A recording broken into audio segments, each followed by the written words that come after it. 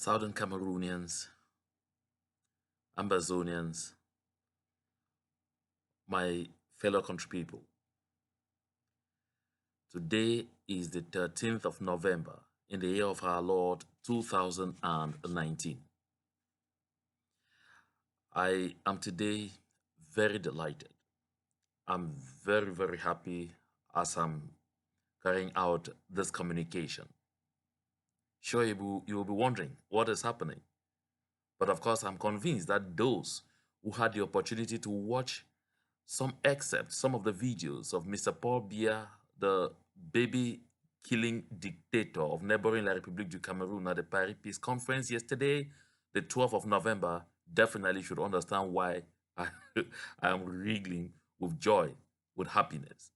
Because my people, there comes a time when it gets so difficult to conceal the truth.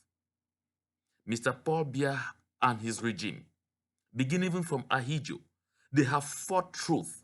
They have struggled to cover up the real history of the people of the Southern Cameroons. They have struggled to conceal their real intentions in claiming that they were coming together with the people of the Southern Cameroons in a federal union until it became so difficult and impossible to keep concealing their real intentions. My dear people, it needed a man. That is a man, in the real meaning, in the real sense and definition of the word man, like Mo Ibrahim, to squeeze that truth publicly on motion television before the entire world out of Mr. Paul Biya. Oh yes, Mr. Paul Biya finally spat it out that La République du Cameroon for 58 years has never been struggling to live in a federal union with the people of the Southern Cameroons, or has not just been struggling to live in peace with the people of the Southern Cameroons. He revealed that for 58 years and counting, La République du Cameroon, pushed by France, has been fighting tooth and nail to absorb, because that's the word he used, to absorb. And the right meaning is to assimilate the people of the Southern Cameroons into the culture of the majority, as he said, 80% of the population, being that of La République du Cameroun. But he honestly recognized that they failed. And that because the people of the Southern Cameroons have over the years continued to insist, to assert their cultural identity, it has been so difficult for La République du Cameroon to achieve its ambition. My dear people of Southern Cameroons, my joy today is not just that Mr. Paul Biya has finally been forced to speak the truth. My joy is that at the end of the day, even Mr. Paul Biya recognizes the tenacity of the people of the Southern Cameroons. Even Mr. Paul Biya now understands that he cannot take the people of the Southern Cameroons for a ride. I think today Mr. Paul Biya understands that even with the assistance of France and all the allies of France, it has not been possible to just take the people of the Southern Cameroons like that into slavery permanently. My dear people, that admission is a clear indication to the people of the Southern Cameroons that we are on the right path. It's a clear indication to all of those who in one way or the other have been fighting to keep the flame, the fires of this liberation struggle alive, that we have been doing just right. It is also an indication, like I've always said, that God had determined that the time for our freedom has come. That is why, despite our disorganization, despite our quarreling, despite the suspicions among us created by those 58 years of divide and rule, we have still been able to stand strong. Mr. Paul Biya and his system, backed by France and all their allies, have still not been able to overcome us.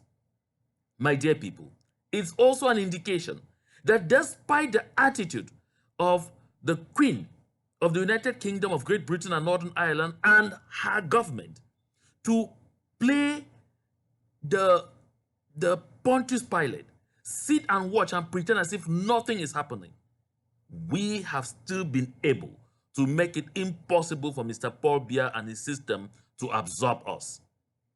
Why do I say this?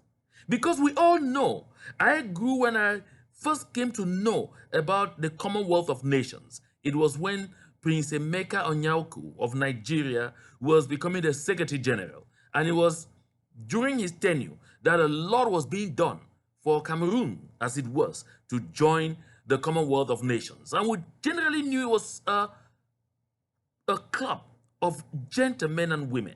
It was a club where values, core values claimed by the Anglo-Saxon system, championed by the United Kingdom of Great Britain and Northern Ireland, were respected to the letter.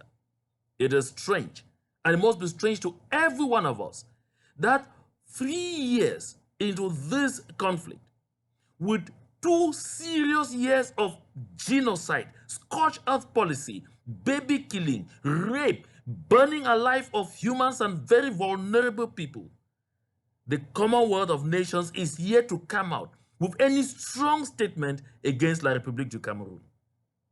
We saw that same Commonwealth of Nations suspend Zimbabwe just because of land issues, not even because people were dying.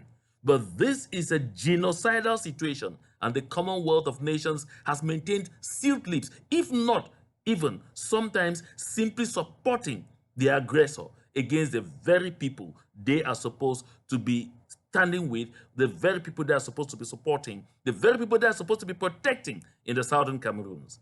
It's a clear indication that, as the French said, that the Southern Cameroons was un petit cadeau de la reine, a little gift from the Queen, that the negotiations that had gone on between France and Britain were so strong that the British feel until today that they need to stand aloof and see us all decimated in the interest of France. My dear people, Mr. Paul Biya has spoken, and I'm sure all those in La République du Cameroun who continue to join him just a few months back in total denial of the existence of any such thing as the Southern Cameroons question are now gnashing their teeth. I am convinced that at this particular point in time, someone like Dr. Simon Munzu should be finding it difficult to swallow the champagne he's used to drinking, because he can't believe his eyes. That some statements he made just a few days back are already being shot back in his face by the same person he thought he was fighting for, Mr. Paul Biya. And he is not alone in that light. There are many of them.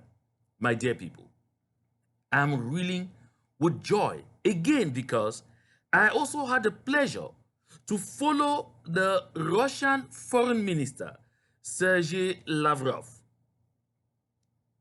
That was still yesterday, the 12th of November, at the Paris Peace Conferences, talking, and he said 2020, that's next year, will be the commemoration of the declaration of the General Assembly of the United Nations on independence to colonial countries and peoples. And then he goes ahead, therefore, to recall that there are a lot of countries that did not still receive the independence as was required by the General Assembly of the United Nations, and that this issue must be addressed in 2020 during the commemoration of this declaration.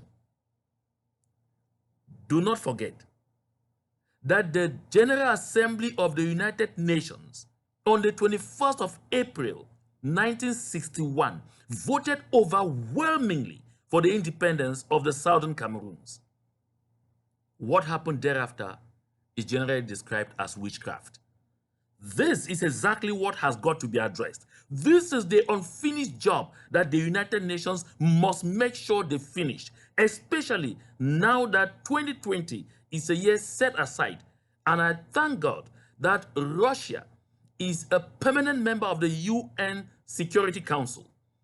And Sergei Lavrov made clear, Russia never had colonies, but they're so discontented, so disturbed with exactly the way the colonial powers handle things on the black continent in Africa.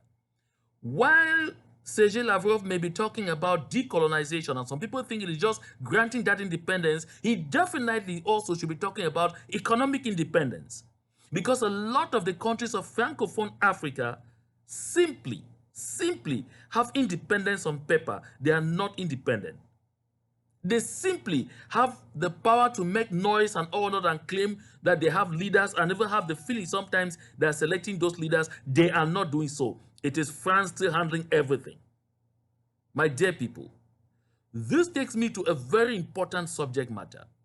I have previously said on this platform that the people of the Southern Cameroons must continue also to recall to identify as Southern Cameroons. That is our name at the United Nations. That is our name at the Decolonization Committee. That is the country that the United Nations General Assembly on the 21st of April 1961 voted for its independence.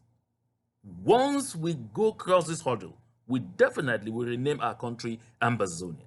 I notice we all like the name. Me too. I have no problem against that.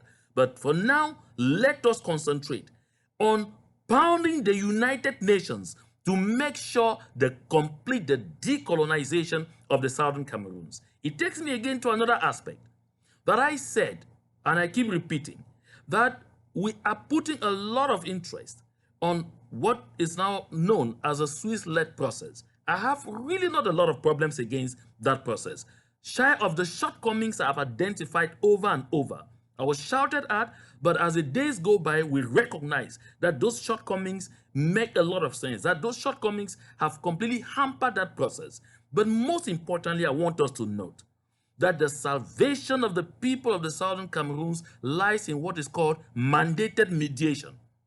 The United Nations must mandate some powers, some entity, or even some individuals to make sure they sit on the table in between the people of the Southern Cameroons and those of La République du Cameroun to discuss the terms of separation.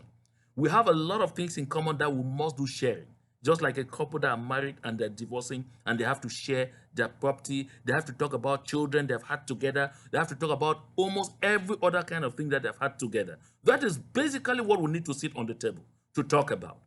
Because Mr. Paul Biya himself has now recognized that we are a people completely different from his people of La République du Cameroun, and that they have fought for and struggled for 58 years to absorb us, to kill our identity, to disappear, what we represent without success.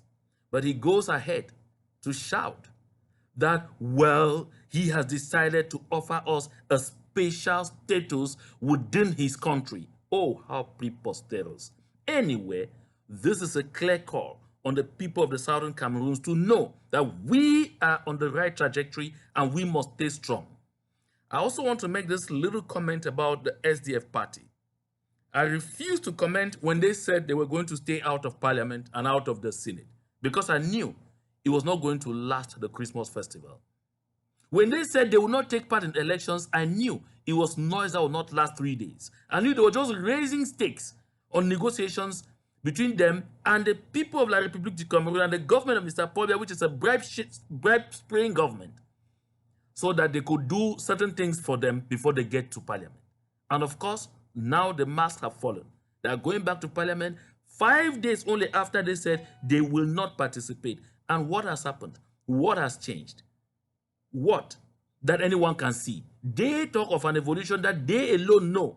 My dear people, the people of the Southern Cameroons will not take part in any elections organized by a colonizer on our territory. Those are foreign elections. And I'd like us to make sure we go on right now to begin the massive sensitization of our people to understand that we are around the last bend to get towards what we have been fighting for all these years. There is no room for errors. Do not consciously or unconsciously participate in dimming the same hopes that you have kept alive for decades. My dear people, we must be strong. Some people ask me, why do you always talk about contributions? Nothing can be done without money. And I have said, to carry out this work, we need money. Therefore, contribute wherever you have been contributing and assure that this money is hitting the effect you require.